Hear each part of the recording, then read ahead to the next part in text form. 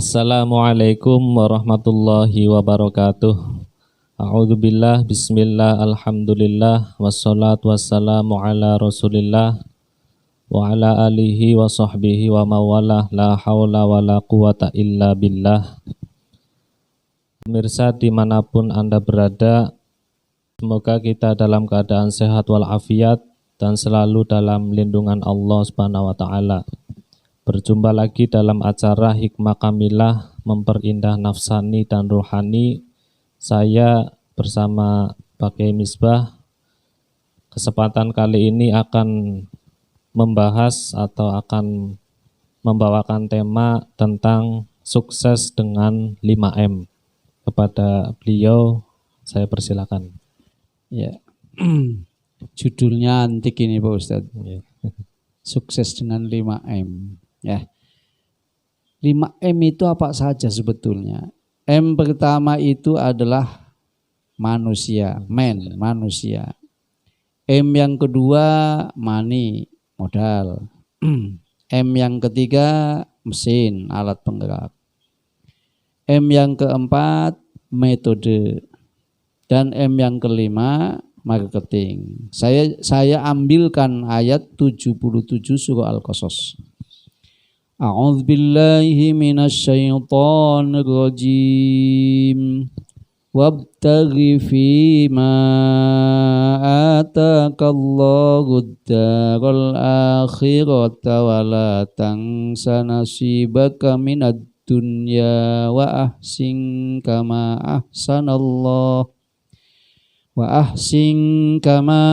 ahsanallahu ilaika wa la tabghil fasada fil ardi innallaha la yuhibbul mufsidin.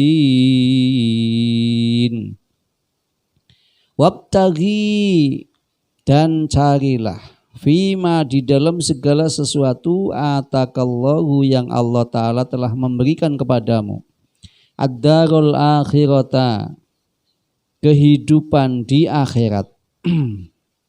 Qadiyah ini, carilah kamu, wabtaghi fima atakallah, dalam segala sesuatu yang Allah Ta'ala telah memberikan anugerah kepadamu. Kalau orang itu diperintahkan untuk mencari kehidupan akhirat, berarti kan kehidupan yang kekal abadi dengan dasar ayat walal akhiratu khairu wa abqa. Walal akhiratu, dan akhirat itu sesungguhnya khairun, lebih baik wa abqa, dan lebih kekal. Nah, berarti orang ini bisa sampai kehidupan akhirat itu berarti orang yang akan mendapatkan kebahagiaan hidup di akhirat. Artinya berarti orang ini menjadi manusia yang jasmaninya manusia, nafsaninya manusia, ruhaninya manusia. Sehingga bisa disimpulkan M yang pertama adalah manusia. Jasmaninya manusia, tapi kadang-kadang nafsaninya setan, senang bikin orang susah, senang bikin kerusakan di mana-mana. Rohnya gentayangan, mengganggu siapa-siapa. Berarti itu orang yang tidak akan mendapatkan kehidupan akhirat. Artinya tidak akan menemukan kesuksesan di akhirat. Jadi qadiyah wabtaghi fima atakallahu darul akhirata ini bisa kita simpulkan kalau kita ingin mendapatkan, ingin merasakan kebahagiaan hidup nanti di akhirat, maka kita harus menjadi yang contohnya adalah Muhammad Rasulullah. Manusia yang utuh itu hanya baginda Nabi. Jadi kalau kita ingin mendapatkan kehidupan akhirat, ya nggak ada lain contohnya kecuali Muhammadun Rasulullah, kecuali baginda Nabi. Baik kaulan wa fi'lan. Artinya apa? Ya kita harus al-iqtida bin Nabi kaulan wa fi'lan sebagai muttaqin, orang yang ahli takwa. Definisi takwa al-iqtida. Takwa al-iqtida, berusaha menyontoh bin Nabi, kepada langkah-langkah Nabi, kaulan, dalam pembicaraannya, wa fi'lan, dan perbuatannya. Kalau kita ingin menjadi orang yang baik, maka harus menyontoh Nabi dalam ucapan dan perbuatan. Yang pertama. Kemudian qadiyah yang kedua, wabtaghi fima atakallahu darul akhirata wala tansa nasibaka minad dunya Wala tangsa, jangan kamu lupakan nasibaka, bagian kamu. Wala tangsa, jangan kamu lupakan nasibaka, bagian kamu minat dunya, tentang duniawi. Setelah kita menjadi manusia yang utuh, jasmaninya manusia, nafsaninya manusia, ruhaninya manusia, maka kita tidak bisa melupakan duniawi. Karena apa? Duniawi ini butuh untuk bekal ukhrawi. Di dalam doa sapu jagat jelas, Rabbana atina fid dunya hasanah wa fil akhirati hasanah wa qina adzabannar.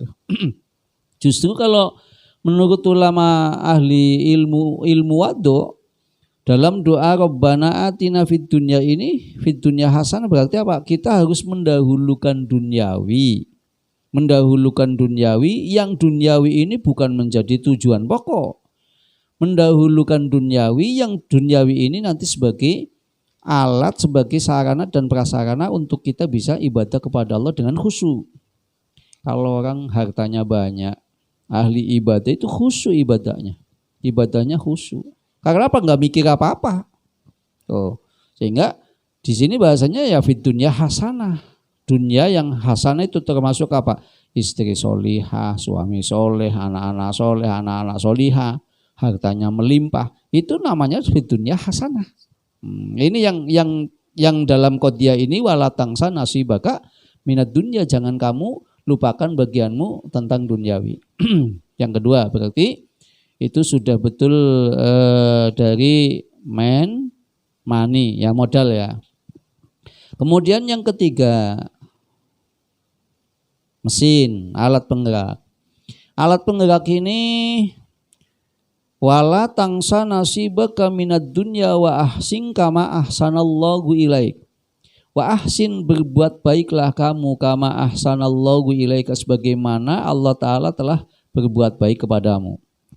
Kita diperintahkan untuk berbuat baik. Yang namanya berbuat baik itu diem apa bergerak kira-kira ya? Jelas gerak. Artinya apa? Kita punya langkah, punya mesin untuk menggerakkan kita. Kita punya alat penggerak yang disebut mesin itu, artinya kita mau berbuat baik tentang duniawi ada yang menggerakkan, tentang ukhrawi juga ada yang menggerakkan. Kita harus punya alat penggerak supaya kita bisa sampai dalam menunaikan tugas sebagai manusia. Tugas manusia itu ada tugas ibadah, ada tugas menjaga mekanisme. Karena manusia itu kan mempunyai dua status. Status yang pertama makhluk itu wajib ibadah. Status khalifah wajib menjaga mekanisme, wajib menjaga alam semesta jangan sampai bikin kerusakan. Tapi ini insya Allah akan dibahas di tema lain lah Ustadz ya. Jadi yang ketiga adalah mesin, punya alat penggerak. Kemudian yang keempat. Yang keempat itu wa ahsin kama ahsanallahu ilaika wa la tabghil fasada fil ardi. Janganlah kamu membuat kerusakan di muka bumi. Kalau kita ingin tidak membuat kerusakan di muka bumi, maka kita harus punya cara. Yang cara itu dinamakan metode.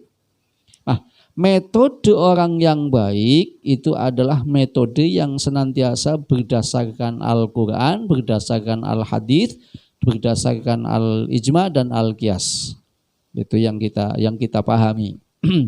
Jadi dengan dasar Al-Quran dan Al-Hadits ini kita senantiasa punya jalan, punya langkah apapun. Nah, jadi metodenya metode yang tidak menyalahi aturan Al-Quran, tidak menyalahi aturan Al-Hadits.